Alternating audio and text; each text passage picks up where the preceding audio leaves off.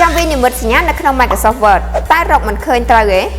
ឈប់ប្រើ insert symbol ទៅវាយឺតណាស់ខ្ញុំមានវិធីដែលធ្វើឲ្យវាលឿនឧទាហរណ៍ទី1បើសិនជាបងប្អូនចង់បានសញ្ញា Wi-Fi អញ្ចឹងបងប្អូនគ្រាន់តែវាយលេខ1 F6DC ហើយចុច LX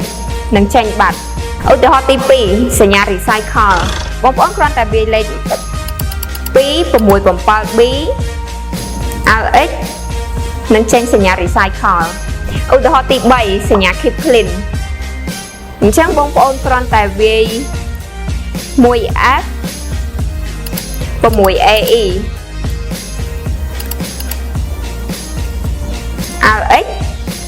នឹងចេញសញ្ញាមកដូចគ្នាបើបងប្អូនចូលចិត្ត technique ងាយៗបែបនេះកុំភ្លេច like ហើយនិង follow មួយផងណា